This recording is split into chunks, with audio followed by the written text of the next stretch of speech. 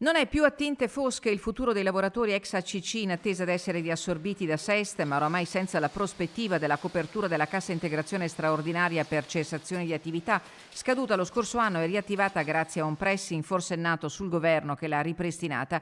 Mancava un semestre e la svolta è arrivata ieri al tavolo regionale. Ieri SEST ha dichiarato il proprio impegno industriale ad anticipare l'ultima tranche di assunzioni, in modo da fare in modo che alla fine di quest'anno non ci siano esuberi.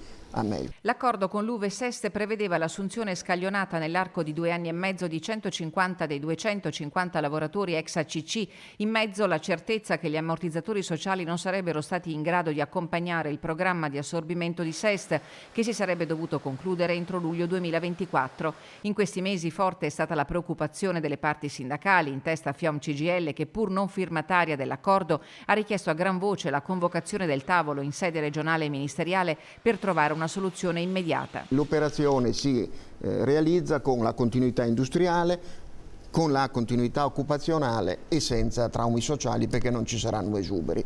È una bellissima notizia, ieri la Regione ha potuto confermarla. Domani frattanto all'unità di crisi regionale primo concreto confronto azienda-parti sindacali sulla vicenda Safilo. L'imperativo del territorio è salvare marchio e stabilimento, uno dei primi realizzati nell'area industriale di Longarone con i fondi del Vajont.